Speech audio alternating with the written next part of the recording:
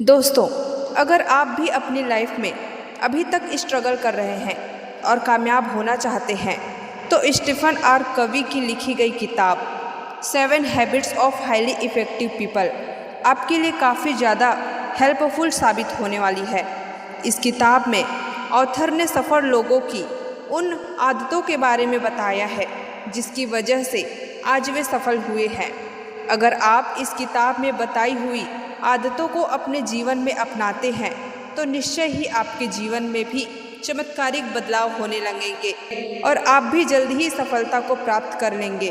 तो आइए शुरू करते हैं 7 habits of highly effective people, अति प्रभावकारी लोगों की 7 आदतें जो आपको सफल बना सकती है। पहला, प्रोएक्टिव बने। लेखक ने इस पुस्तक में बताया है कि सफल लोग हमेशा प्रोएक्टिव बनते हैं। प्रोएक्टिव वह व्यक्ति होता है जिसमें आत्म जागरूकता होती है।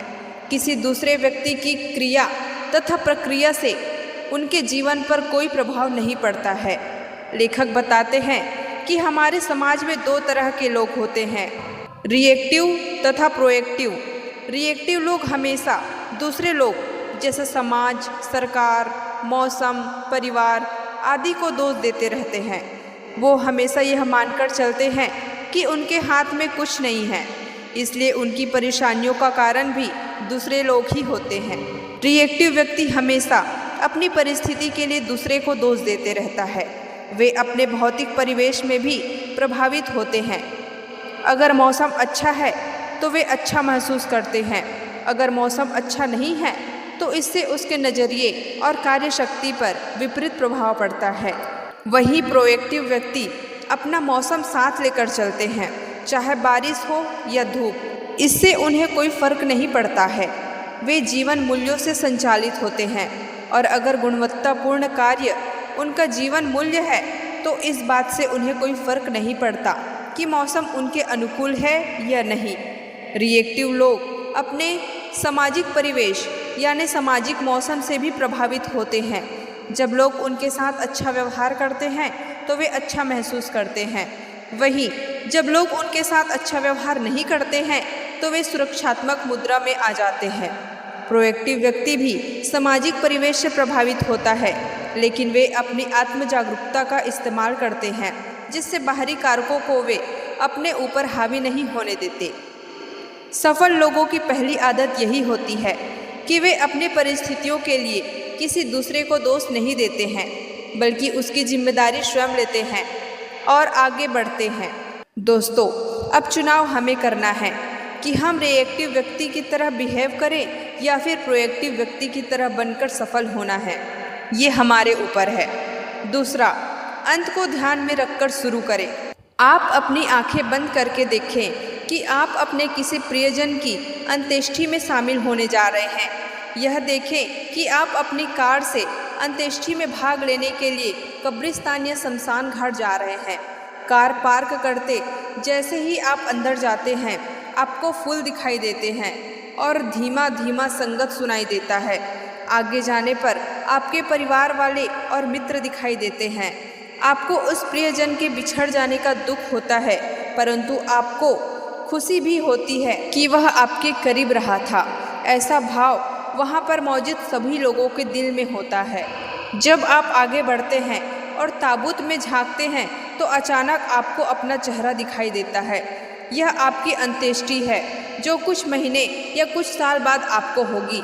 यह सब लोग आपको सम्मान में एकत्रित हुए हैं। वे आपके जीवन के बारे में प्रेम तथा सराहना की भावनाएं व्यक्त करने आए हैं। आप बैठ जाते हैं और अंतिम संस्कार की प्रक्रिया शुरू होने का इंतजार करते हुए अपने हाथ में रखे कार्यक्रम पर नज़र डालते हैं। आपके परिवार वाले, रिश्तेदार, मित्र, करीबी आदि बोलने वाले हैं। इसमें पहला वक्ता आपके परिवार वाले होंगे। यह आपके पुत्र, पुत्री, भाई बहन, चाचा भतीजा कोई भी हो सकता है। दूसरा वक्ता आपके करीबी मित्र होंगे जो इस बारे में बताएंगे कि आप व्यक्ति के रूप में कैसे इंसान थे। तीसरा वक्ता आपके ऑफिस या व्यवसाय के सहकर्मी होंगे और चौथा आपके व्यक्ति आपके सामुदायिक संस्थान का होगा जो सभी आपके अच्छे या बुरे गुणों के बारे में लोगों को बताएंगे। अब आपको गहराई से यह सोचना है कि आप अपने परिवार, करीबी या मित्रों आदि से कुछ सुनना पसंद करेंगे? आप उनके शब्दों में अपना किस तरह का प्रतिबिंब देखना पसंद करेंगे कि आप किस तरह के पति, पत्नी या माता पिता थे? किस तरह के पुत्र, पुत्री या चचेरे भाई थे? किस तरह के मित्र थे? किस तरह के सहकर्मी थे? आप अपने आप को किस चरित्र में देखना पसंद करेंगे? आप क्या चाहोगे कि वे आपके किन योगदान तथा उपलब्धियों का खेद करें? ध्यान से अपने आसपास के लोगों की ओर देखें। आप उनके जीवन में क्या परिवर्तन लाना पसंद करेंगे? अंत को ध्यान में रखकर शुरू करने का मतलब यह है कि आपको अपनी मंजिल को अच्छी तरह से जान लेना है कि आखिर आप कहाँ पहुँचना चाहते हैं या फिर लाइफ में क्या बनना चाहते हैं, ताकि आप बेहतर ढंग से यह जान सके कि आप वर्तमान में कहाँ हैं, ताकि आपके भविष्य में कदम सही दिशा में आगे बढ़ सके। तीसरा, पहली चीज पहले रखें। दोस्तों, देखा जाए तो आज के समय में हर किसी के पास कुछ न कुछ काम जरूर रहता है, चाहे वह महत्वपूर्ण हो या नहीं हो। हम दिन के कई सारे घंटे ऐसे कामों में खर्च कर देते हैं जिनकी हमें वास्तव में ज़रूरत नहीं थी। हम चाहे तो अपने बर्बाद होने वाले समय को बचाकर सही कार्यों में खर्च कर सकते हैं। इस पुस्तक में ऑथर बताते हैं कि हमें अपने कार्यों को 4 भागों में बांट लेना चाहिए, जिससे हम अपने समय का सही सदुपयोग कर पाए। आप चाहे तो टू डू लिस्ट भी तैयार कर सकते हैं, जिसमें आप सबसे महत्वपूर्ण काम को सबसे पहले रख सकते हैं तथा कम महत्वपूर्ण काम को बाद के लिए छोड़ सकते हैं। अपने कार्यों को हम 4 भागों में इस तरह बांट सकते हैं। पहला, अर्जेंट इम्पॉर्टेंट। इसमें वे कार्य आते हैं जिन्हें आपको तत्काल करना होता है और जो काफ़ी ज़्यादा महत्वपूर्ण भी होते हैं, जैसे आने वाले एग्ज़ाम की तैयारी, अचानक आने वाले किसी खतरे को निपटाना। दूसरा, नॉट अर्जेंट बट इम्पॉर्टेंट। इसमें ऐसे काम आते हैं जो हमारी लाइफ में महत्वपूर्ण तो होते हैं, लेकिन उन्हें तुरंत करने की आवश्यकता भी नहीं होती, जैसे शरीर के लिए व्यायाम करना। तीसरा, अर्जेंट बट नॉट इम्पॉर्टेंट। इसमें ऐसे कार्य आते हैं जिन्हें तुरंत करना होता है, लेकिन वे महत्वपूर्ण नहीं होते हैं, अर्थात उन्हें करने से हमारी लाइफ में कोई पॉजिटिव इफ़ेक्ट नहीं पड़ता है, जैसे दोस्तों के साथ घूमने जाना, मूवी देखना। चौथा, नॉट अर्जेंट नॉट इम्पॉर्टेंट। इसमें ऐसे कार्य आते हैं जिसे करने से आपका टाइम पूरी तरह बर्बाद होता है, जैसे गेम खेलना, सोशल मीडिया पर टाइम खराब करना। दोस्तों, जो सक्सेसफुल लोग होते हैं वो हमेशा पहले और दूसरे वाले क्वाड्रेंट को चुनते हैं, जिससे वे अपने समय का सही सदुपयोग कर पाते हैं। अगर आपको भी अपने लाइफ में सफल होना है तो आपको भी पहले और दूसरे वाले कार्यों को करने में अपने समय को खर्च करना चाहिए। चौथा, हमेशा सभी की जीत के लिए सोचें। इस पुस्तक में लेखक बताते हैं कि व्यक्ति को हमेशा सबकी जीत की भावना से कोई कार्य करना चाहिए। खेलों में एक टीम जीतती है तो दूसरी टीम हारती है, लेकिन हमारी लाइफ में ऐसा नहीं होता है। हमें यह कभी नहीं सोचना चाहिए कि सामने वाले को हराकर या नीचा दिखाकर आगे बढ़ जाऊं। हमें सबसे पहले सामने वाले व्यक्ति की ज़रूरत को समझना चाहिए और साथ ही यह भी देखना चाहिए कि हमें क्या चाहिए। फिर सोच विचार कर एक ऐसा रास्ता निकालना चाहिए जिससे सामने वाले को यह लगे कि उन्हें फ़ायदा हो रहा है। अगर आप ऐसी सोच रखते हैं तो यह आपके जीवन में क्रांतिकारी बदलाव लेकर आएगी और अधिक से अधिक लोग आपके साथ जुड़ेंगे। पांचवा, पहले खुद समझना फिर दूसरों को समझाना। दोस्तों, सफल लोगों की 7 आदतों में लेखक बताते हैं कि बहुत से ऐसे लोग हैं, बहुत से ऐसे व्यक्ति हैं जो सामने वाले की पूरी बात सुने बिना ही अपनी प्रतिक्रिया देने लगते हैं। सामने वाला अपनी पूरी बात ही नहीं कर पाता, उससे पहले वे अपने बोलने लग जाते हैं। हमें बिल्कुल में ऐसा नहीं करना है।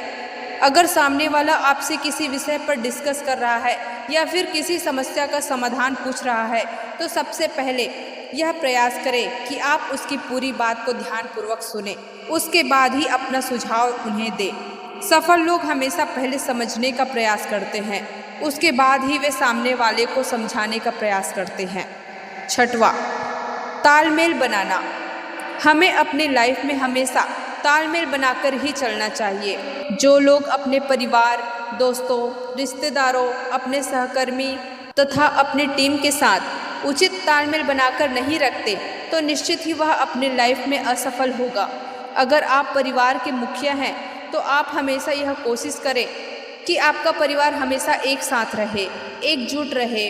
इसके लिए आपको किसी एक के साथ भेदभाव न करके सभी के साथ एक साथ तालमेल रखना होगा। अगर आप किसी कंपनी में बॉस हैं तो आपको किसी बड़े प्रोजेक्ट को पूरा करने के लिए एक टीम की आवश्यकता होती है। आप अकेले किसी प्रोजेक्ट को नहीं कर सकते। अपने प्रोजेक्ट को सफल बनाने के लिए आपको एक लीडर के रूप में अपनी टीम के साथ सही तालमेल बिठाना जरूरी होगा, अन्यथा आप सफलता प्राप्त नहीं कर सकते। 7वां, अपने हथियार की धार तेज करें। दोस्तों, 7 habits of highly effective people book में ऑथर बताते हैं कि अगर कुल्हाड़ी की धार तेज है तो इससे किसी भी लकड़ी या पेड़ को आसानी से काटा जा सकता है। इसी प्रकार हमें अपने जीवन में आगे बढ़ने के लिए हमेशा अपनी स्किल्स में इम्प्रूवमेंट करते रहना चाहिए। अगर आप फिजिकली फिट रहना चाहते हैं तो आपको रोज़ एक्सरसाइज करनी चाहिए। अगर आप अपना मानसिक विकास करना चाहते हैं तो आपको अच्छी बुक पढ़नी चाहिए और साथ ही भविष्य के लिए सही प्लानिंग करनी चाहिए। अगर आप सामाजिक क्षेत्र में योगदान देना चाहते हैं तो आपको सभी लोगों के साथ तालमेल रखना चाहिए और सेवा भाव का उद्देश्य रखना चाहिए तथा साथ ही आप जिस भी फील्ड में काम कर रहे हैं उसकी स्किल को भी अपग्रेड करते रहना चाहिए। कहने का तात्पर्य यह है कि हमारी उम्र चाहे जो भी हो, हमें रोज़ कुछ न कुछ जरूर सीखते रहना चाहिए। 7 habits of highly effective people book आपको क्यों पढ़नी चाहिए? पुस्तक में ऐसी 7 आदतें बताई गई है जो आपके व्यक्तिगत प्रभावशीलता, सार्थक संबंधों के विकास और दीर्घकालीन सफलता प्राप्त करने पर ध्यान केंद्रित करती है। यह पुस्तक आत्म सुधार तथा व्यक्तिगत विकास के महत्व पर जोर देती है। यह पुस्तक आपके समय को प्रभावी ढंग से प्रबंधित करने में योगदान दे सकती है। अपने क्षेत्र में सफलता प्राप्त करने के लिए लोगों के साथ तालमेल कैसे स्थापित करें, यह आप इस पुस्तक से सीख सकते हैं। तो दोस्तों, 7 habits of highly effective people book में लेखक स्टीफन आर कवी ने सफल लोगों के 7 आदतों के बारे में विस्तार से चर्चा की है, जिन्हें अगर आप अपनी लाइफ में सही तरीके से अपनाते हैं तो कुछ ही समय में हमें भी इसके सकारात्मक परिणाम देखने को मिलेंगे। लेखक ने काफ़ी समय तक सफल लोगों के जीवन का अध्ययन कर उनकी आदतों को इस किताब में बहुत ही अच्छे तरीके से बताने का प्रयास किया है। इन आदतों को अपनाकर हम अपने जीवन में निश्चित ही सफलता को प्राप्त कर सकते हैं। अतः हमें स्टीफन आर कवी की पुस्तक 7 habits of highly effective people जरूर पढ़नी चाहिए। तो दोस्तों, उम्मीद करती हूँ 7 habit of highly effective people summary आपको ज़रूर पसंद आई होगी। अगर आपको हमारी समरी अच्छी लगी हो तो इसे अपने दोस्तों के साथ शेयर जरूर करें। अगर आपको हमारी ये समरी पसंद आई है तो हमारे वीडियो को लाइक ज़रूर करें, चैनल को फॉलो और सब्सक्राइब जरूर करें। बहुत बहुत धन्यवाद।